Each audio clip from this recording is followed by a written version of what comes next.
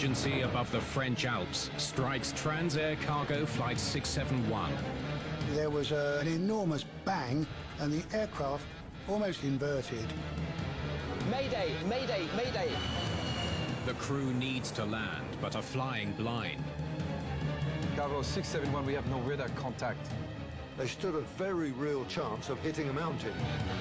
Then they discover something even more horrifying. I saw nothing in the number 4 engine position. The wing was clean. Assuming the worst, the first officer leaves a clue for investigators. I took the photograph because I wasn't sure what would happen next. If somebody might find the camera, they'd see the truth.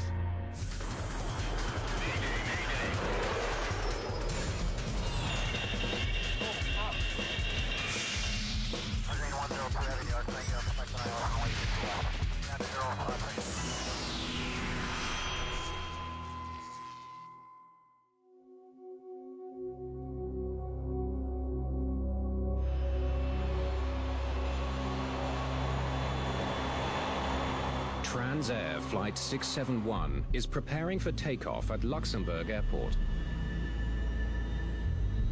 Forecast says we'll get some weather in an hour. As we cross over the Alps.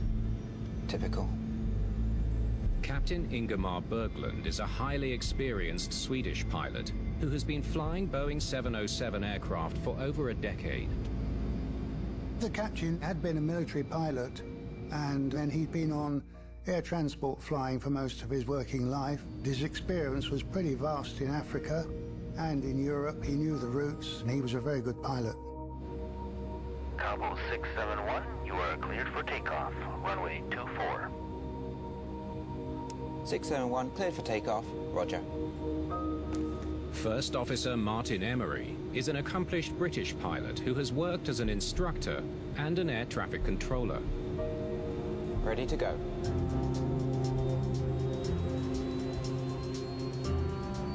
The first officer had about 10,000 hours, about half of which was on the Boeing 707, so he was very experienced too. V1. 170. Rotate. The Boeing 707 is a long-range aircraft powered by 4 Pratt & Whitney engines. It was a very basic aeroplane, very strong, very reliable, and could carry 40 or 50 tons of freight. Assisting the pilots is flight engineer Terry Boone. The Boeing 707 didn't have much in the way of automated systems, but this meant that there was a whole panel sideways in the flight deck in which the flight engineer had to operate every system manually. He was probably one of the most experienced Boeing 707 flight engineers in the world. Today's flight is a 7-hour journey from Luxembourg to Kano, Nigeria. Feels a little heavy today. Well, do you see what's loaded back there? It's all oil well equipment. Yeah, not the light kind. Flight 671 is operated by the newly formed Nigerian company Transair Limited. Their client, Cabo Air Cargo. Transair had only been formed a few weeks before this incident. It was purely for the oil industry to transport a lot of equipment down to Nigeria for the oil works. This was an extra special flight in that it was carrying equipment that would have helped Nigeria in their modernizing. Cabo 671 levels off at 29,000 feet. The flight plan indicated with the weight of the aircraft, we should stay at a slightly lower than normal flight level for the first part of the flight until we burned off fuel, and then we could gain a higher flight level. How are the guys in the back? Good. He made us coffee. Also on board are a cargo supervisor and a maintenance engineer. Like them more every day. So the 5 of them were knowledgeable about the 707. They were knowledgeable about this sort of ad hoc air cargo work. Although they hadn't met until a fortnight previously, I think they worked well together as a team. Over the Alps, the weather deteriorates. Pretty much ground level up to about 33,000 feet was in cloud, and the cloud was rough and turbulent. Gonna buckle up until we're above it. Good idea. We engaged our 5-point seat harness rather than just the 4-point harnesses that we normally keep on till top of climb, and then moved our seats forward to be really guarding the controls in this turbulent area. It was getting quite rough. Ask if we can go to 3-3. Cabo 671. Request flight level 330. 671, roger. Climb to flight level 330. Climb 330, 671. The requested climb was to go up another 4,000.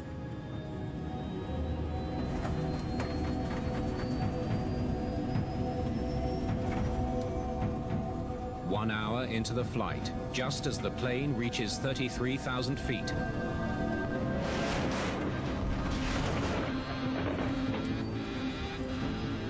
There was an enormous bang, followed almost immediately by another one, and the aircraft absolutely rolled to the right.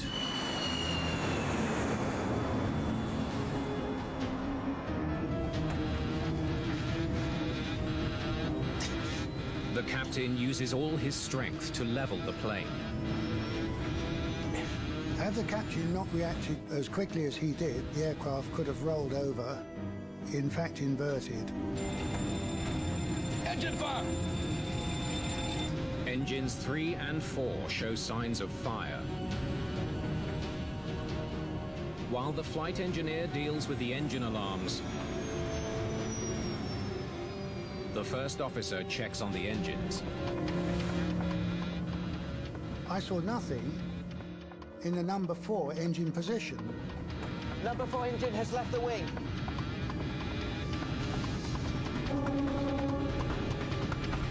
Mayday, mayday, mayday, cover 671. With reduced engine power and an unbalanced configuration, the flight drops out of the sky in an uncontrolled descent. The descent rate was horrific. I think I saw 8,000 or 9,000 feet per minute. It's diving quickly towards the French Alps through heavy cloud. They need to get out of the mountains, and they can't see outside because of the thick cloud. They need the air traffic controller to give them a direction in which to head for a safe haven, for a safe airport. Mayday, mayday, mayday, request descent for radar landing. The ground service can follow your track over the ground, your heading, height and speed. From our transponder, they can point you to the nearest available runway. But air traffic control has bad news.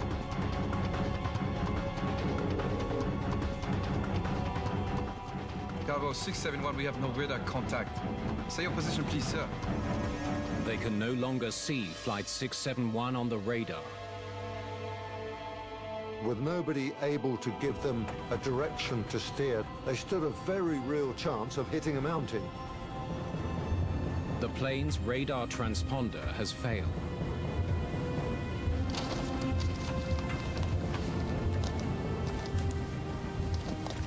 I was considering which direction we could go to avoid the mountains.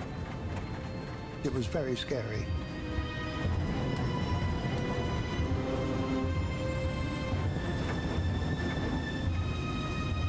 The situation is dire enough that the first officer records the damage to the wing. I wasn't sure what would happen next. I believe that if anything ended, like the flight before we were ready, somebody might find the camera and then they'd see the truth.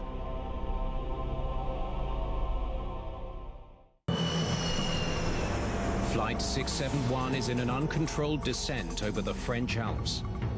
With thick cloud and no transponder for the controller to guide them, the crew is flying blind. Mayday, mayday, mayday, request descent for radar landing. The flight engineer attempts to get the transponder working again. He suspects there is a power issue. The reason the air traffic control lost the radar initially was probably because the electrics powering the radar failed when engine number 4 fell off. The flight engineer redirects the power to engine 1. You selected the essential power selector to engine number 1, which had an operative electrical generator. It works. Request descent, radar landing. Roger. Turn left heading south to Marseille. The controller directs Flight 671 to Marseille Airport, 75 miles away. You turn left 180. Okay.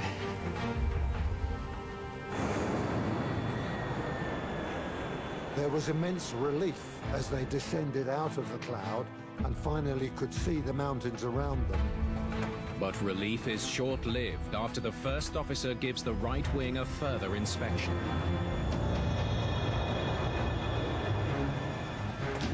We've lost both engines on the right wing. What? With a 5-point harness, you are slightly restricted, but I did manage to look right over my right shoulder, and both the engines were off the wing. The wing was clean, which was a really big shock. We've lost both engines. Both engines? Just about the worst thing that can happen in an airliner is to have an engine depart from the aircraft. The only thing worse than that would be to have 2 engines depart from your aircraft. With only the 2 left engines functioning, control of the plane is compromised. When you've lost both engines from the right wing and still have a lot of thrust from the engines on the left wing, it upsets that balance and causes the aeroplane to turn and to roll very powerfully to the right. Getting the airplane to turn left is a huge ask under these circumstances. You turn 180? I'm trying. Flying the disabled plane is testing the captain's strength. The Boeing 707 has all manual flying controls. It's very heavy to fly when everything's working well. When you've lost 2 engines on one side, it's virtually at the limit of physical capability for the captain.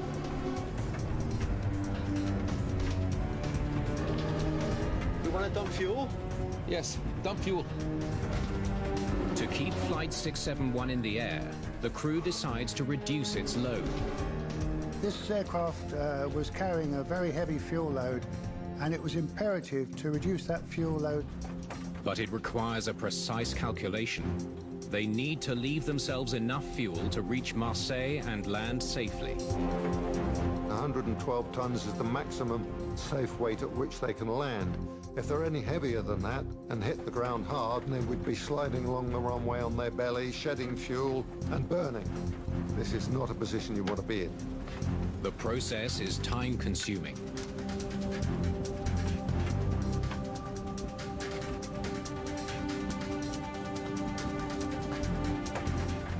As Flight 671 completes its left turn towards Marseille, Captain Berglund reduces power in the 2 left engines.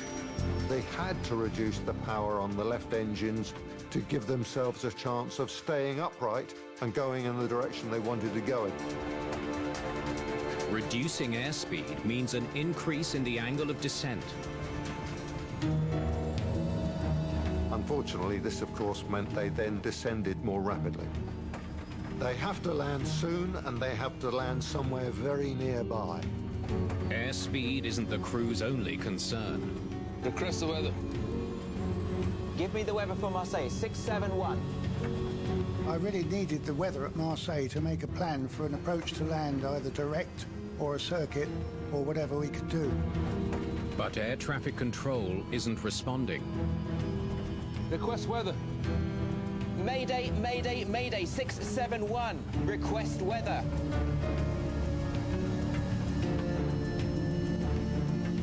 It was quite a tough call to actually get the instant weather at that moment at Marseille Airport that we needed right now. Making matters worse, the fuel dump is not going as expected. Fuel tank number 1 isn't discharging. It became evident to the flight engineer that the number 1 fuel tank wasn't emptying. This would cause a lateral imbalance across the airplane, which is not a good thing. Got limited maneuvering. You dumping? Yeah.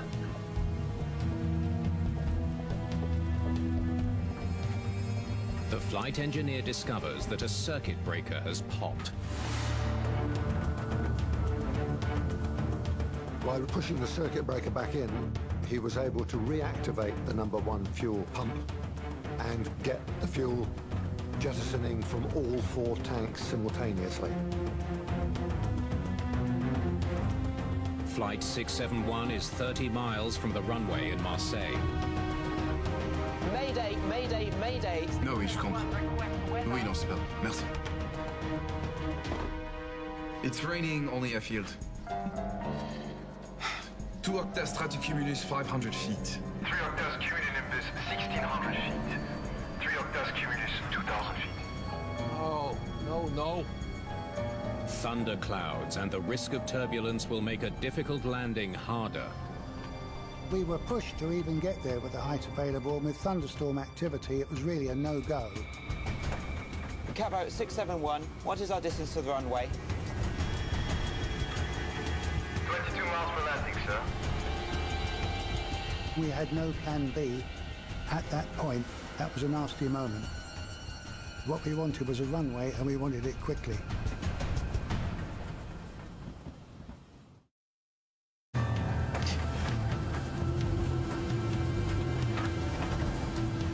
Hey, you see the airfield?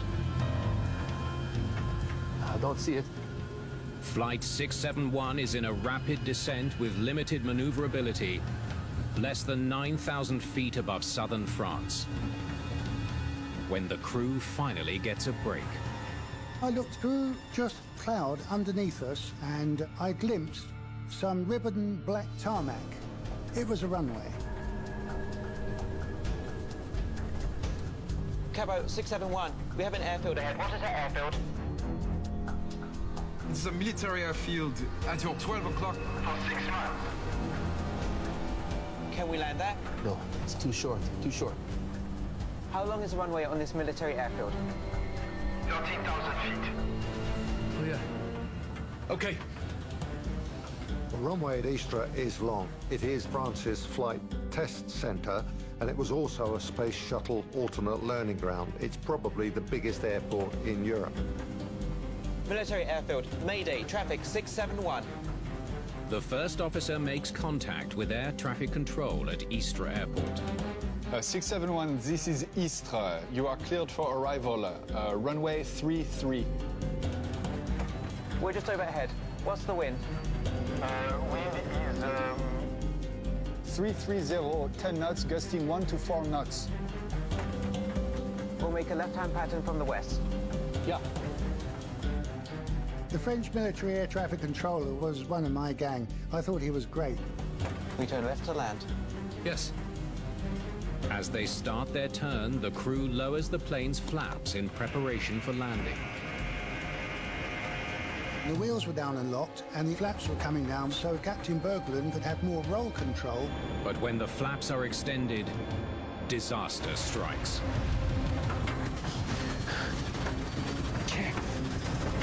There was another big explosion, which tried to roll us right again. Turn left. Turn left to land. Turn left. I'm trying. Turn left to land. Left turn. Yeah.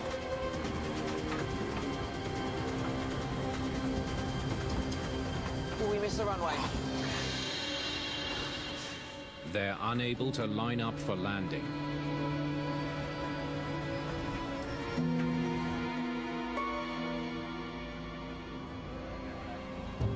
(671), we have fire on board. I confirm, fire on board. I could hear the fire, but I didn't say anything. We need another runway. Take a runway 15. Wind is 320, 10 knots, cleared direct. After failing to make a hard left for a landing on runway 33, the crew attempt to circle back and land on the runway's opposite end, known as 15. The captain doesn't have the strength to make the turn on his own, but the first officer has an idea. I said, I'll take the power, and Captain Berglund said to me, be careful. I said I will, I promise. The first officer adjusts the throttles to help steer the plane to the runway. And bringing back number 1 and advancing number 2, it actually turned the airplane left and he could fly it going towards the runway, which was a miracle. Truly was. It's a race against time to get the plane on the ground before the wing is incinerated.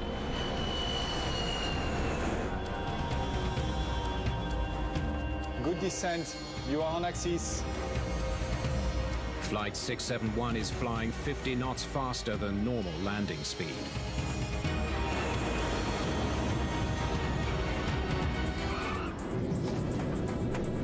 Captain did a perfect landing, kept it just left of the center line, and we were safely on the ground at a great speed, but we were on the ground. If they don't brake soon, they will overshoot the runway. Without hydraulics, they have only the plane's emergency brake to reduce speed. There was no anti-skid protection. That would have meant that the tires would start scuffing and bursting, which would then reduce their ability to slow down. Stopping was the only thing that mattered. You want both thrust reverses? The flight engineer wanted to use reverse thrust on the 2 left engines because that was the only way he could see of slowing down. No, cut the engines. The first officer didn't want him to do that because that would pull the airplane off to the left of the runway. I've just reversed engine 2. As a compromise, they used reverse thrust on the inboard left engine, the number 2 engine, which did help reduce their galloping speed, but pulled the airplane off the runway to the left.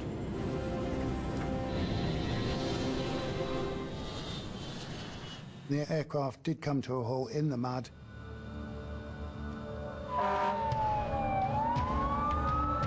We're on fire. Evacuate! Evacuate! I realized that we were on fire, and it was burning and belching smoke and flame. We needed to get down, get out, and get away. With 2 missing engines, a wing on fire, and no brakes, Flight 671 has landed in Istres, France, with its cargo and crew safe. To actually have 2 of the 4 engines fall off the wing, virtually unheard of in the history of aviation. The heroic escape from death makes headlines around the world. As French investigators arrive, they're faced with an important question. What caused 2 engines to fall off a plane?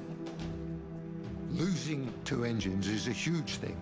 So the investigators had quite a big task to establish what had happened and, more importantly, why and how to prevent it happening again.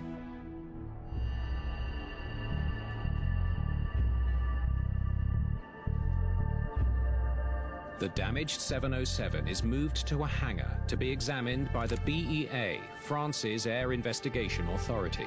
The level of damage on this aircraft was very close to looking like a total structural failure.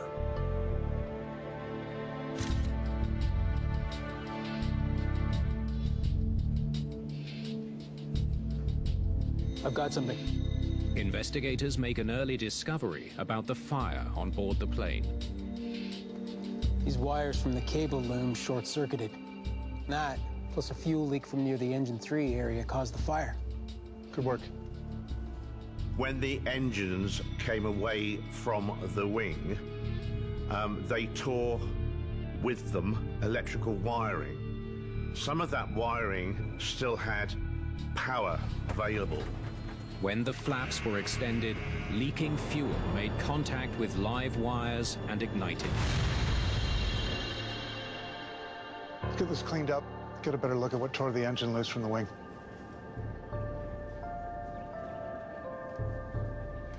Investigators are counting on the plane's flight data recorder to provide more information.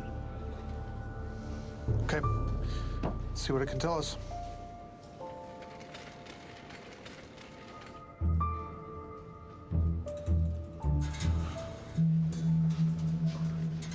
It looks like engines 3 and 4 were producing thrust right up until here.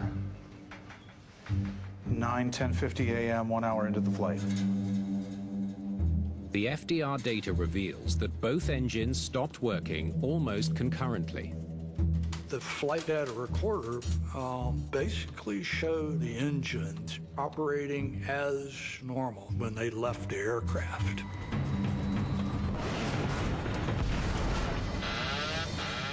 To understand why two perfectly functioning engines detached from the 707's wings, investigators need to find the missing engines. Here's the flight path.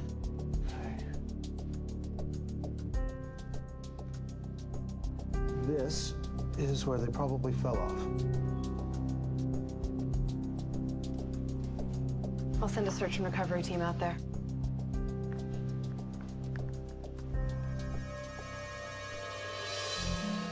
"24 hours into the investigation, the engines of Flight 671 are located on a mountainside near Cédéron, France, 55 miles northeast of where the plane landed. Investigators found the engines about 800 meters apart. That's very close. Their locations also suggest the engines detached at almost the same time. While the team waits for the engines to be recovered, they turn to the crew for further insight. We were climbing to 33,000 feet to avoid some pretty bad turbulence. Suddenly, there were loud sounds.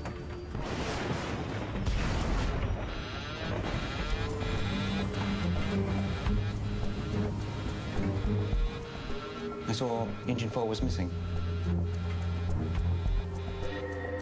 You reported the engines missing at 2 different times. Is it possible you were mistaken? It's possible. The harness I was wearing kept me from getting a good look out the window at first. You said you were climbing to avoid turbulence. How bad was it? It was severe. I wouldn't want to go through that again. They'd flown through extremely heavy turbulence of a level not normally encountered. So there were 2 cumulonimbus clouds here and here, and they went up past 33,000 feet. Investigators examine the weather conditions at the time of the incident.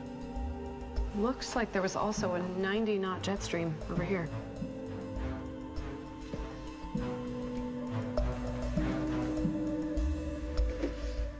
They discover that Flight 671 flew through 2 weather conditions when they reached 33,000 feet.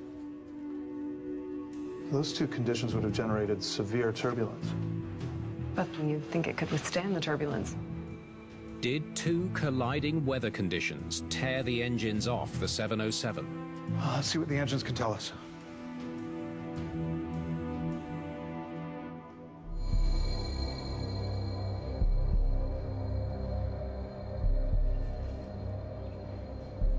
Hey, boss. Close examination of the engines gives investigators an important new clue. You see this dent on engine 4? Its shape and diameter match a dent on engine 3. So does this white paint. You could tell from the shape of the damage and from transfer of white paint from one engine to the other engine that the number 3 had struck the number 4 engine and separated it. Investigators now need to find out what caused engine 3 to detach.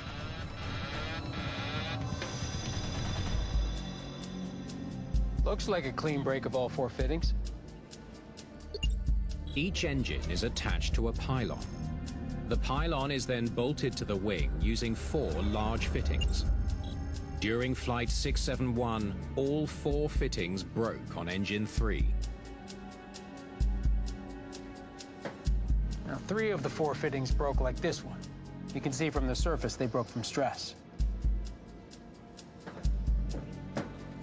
This mid-spar fitting is different. There's some distortion here. It likely broke from a fatigue fracture. You could see some characteristics, surface-wise, coloration-wise, that were consistent with the fatigue cracking. Over time, the inboard mid-spar fitting on Engine 3 was weakened because of a crack caused by metal fatigue. When it snapped off in severe turbulence, the other fittings broke too. As a metallurgist, I want to take a closer look at these things.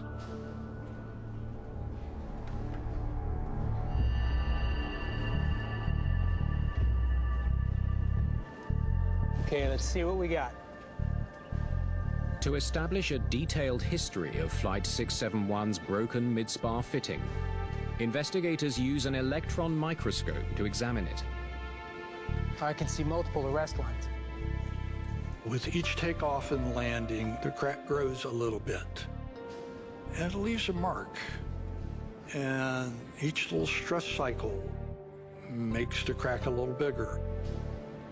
These are likely from the flights the plane flew since Transair put it back in service a few weeks ago. What about before that? As the team continues examining the cracked mid-spar fitting, they make an unusual finding. It looks like corrosion. The plane had to have been exposed to moisture over a long period of time. Well, looks like the previous owner had the plane in storage for 13 months prior to the incident. Where was it stored?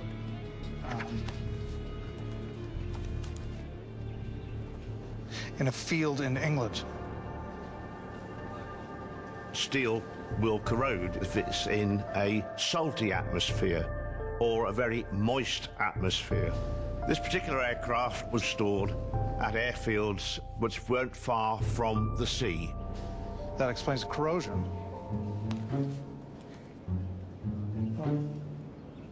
What about those little marks? Near the bottom of the fitting, they discover several telltale marks. Those are corrosion pit marks. Corrosion pits are tiny holes that appear in metal after water has gained access to that metal and caused corrosion to take place. And the pit can be the start of a long crack. And in this case, there were corrosion pits that grew into one crack and eventually fractured the mid-spar fitting.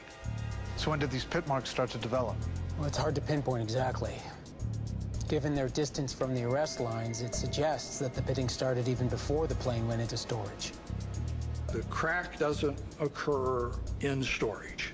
The oxidation does. So that tells us the cracking occurred before storage.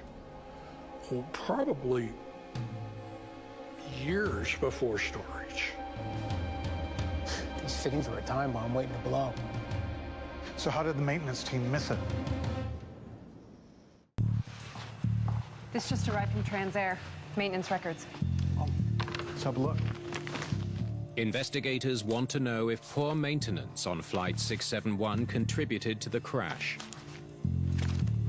You start to look at the age of the parts that fail and what was the maintenance requirements for those parts, and did they play a role in the accident.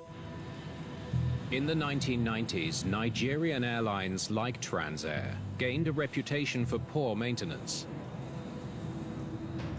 For a while, Nigerian Airways were in fact banned from United Kingdom airspace. According to this, Transair didn't do a mid-spar maintenance check. Transair had only owned that airplane for a very small amount of time, so it's unlikely that they've performed any maintenance on it. So maybe Transair inherited the problem before it was owned by them. Looks like the previous owner did 2 maintenance checks.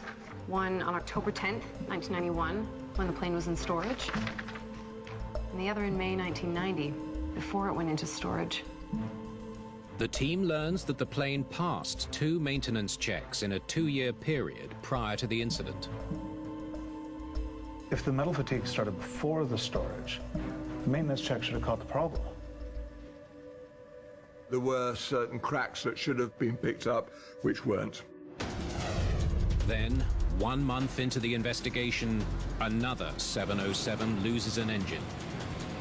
The incident is similar to what happened to Flight 671. During takeoff from Miami International Airport, the number 3 engine is torn off the wing and then hits engine 4. With the Miami accident, the pilots managed to land the aircraft safely with no one being hurt. The NTSB investigates and discovers that a broken mid-spar fitting also caused the engine to fall off the wing. This was perhaps history repeating itself. Is that from the NTSB? Yep. French investigators review the NTSB's preliminary report, curious about the Miami plane's maintenance history. Maintenance on the 707 in Miami was performed 328 flights before the accident. Which is well within the 600 flight recommendation by the FAA. They discover that the plane had also passed maintenance checks and reported no fatigue cracking or corrosion. In both the Miami accident and the French accident, the mid-spar fitting had failed with a very similar way and had also been maintained as specified by the FAA and Boeing Aircraft Company. Perhaps they weren't maintaining properly. At the time, the mid-spar fittings were required to be inspected in a close visual examination. Basically, you gain access to the fitting, you wipe it off the best you can, and what you can see is what you examine. Was there a problem with the inspection process? Investigators interview a maintenance supervisor about how engine fittings are approved for flight. So how do you inspect the fitting? You're supposed to carry out a close visual inspection for cracks on the exposed surfaces of the fitting. And? Well, cracks can start on the inside of the fitting. So why is that a problem? Well, it's a problem because you can't see inside unless you remove the engine and the pylon from the wing. It's a troubling discovery. The mid-spar fitting is normally inspected by removing a panel on the pylon, but the entire fitting cannot be seen from the access panel. The engine and pylon need to be removed to check for cracks on the inside of the fitting. Boeing did not require disassembly of the mid-spar fitting. Their risk assessment basically said it's not worth it on this old airframe. So there could be 707s out there with cracks in this fitting that no one could see? Yeah. As an investigator, you always have to wonder how many more engines are going to fall off of 707s.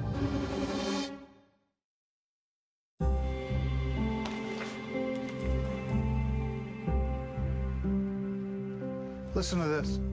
Investigators of Flight 671 do a deep dive into the history of the Boeing 707's mid-spar fitting.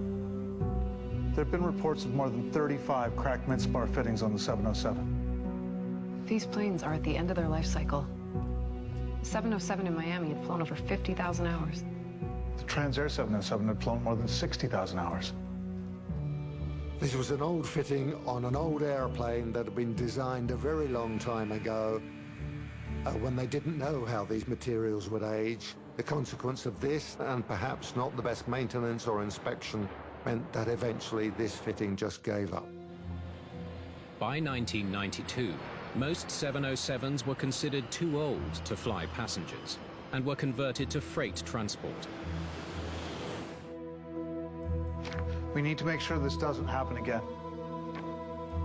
Investigators conclude that a hidden fracture in the mid-spar fitting almost took the lives of the 5 men on Transair Flight 671.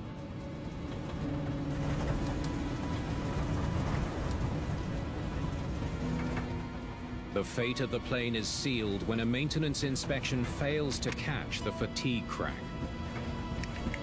Ask if we can go to 3-3. The 707 is pushed to its breaking point when 2 weather events collide.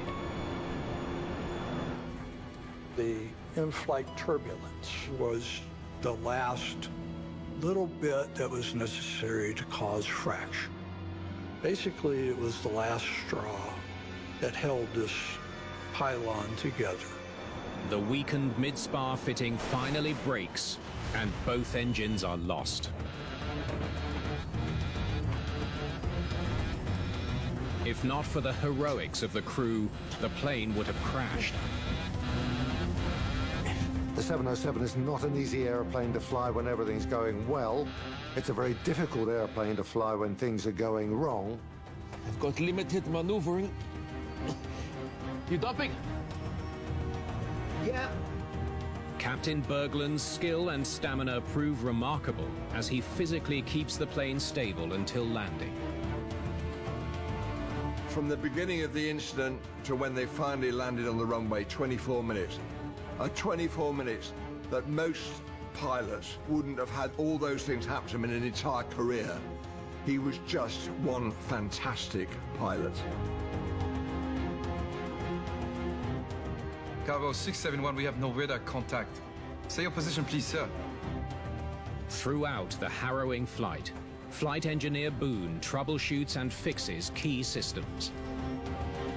The flight engineer looked at his panel and came up with the solution as to why the radar wasn't working. You turn left 180. Okay.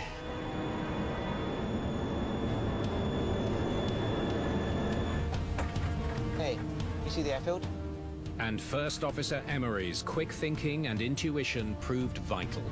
Cabo 671, we have an airfield ahead. What is that airfield? It was an absolute genius decision to land at a military base with a long runway.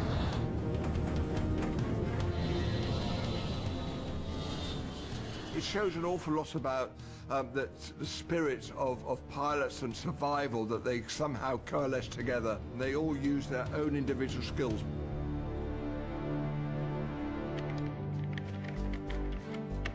The BEA recommends that inspections of the current mid-spar fittings be modified to enable the detection of hidden cracks or be replaced by reinforced fittings. The FAA decided to mandate replacement of the mid-spar fittings with a new and improved mid-spar fitting, which did not require inspections that were ineffective in the first place. In 1992, the crew of Transair Cargo 671 received the Hugh Gordon Burge Award for Outstanding Airmanship. This flight was a heroic achievement where the crew have recovered from a virtually impossible situation, and they deserved the awards they got. So a lot of luck and a bit of teamwork and a bit of shouting and a bit of action, but a happy landing.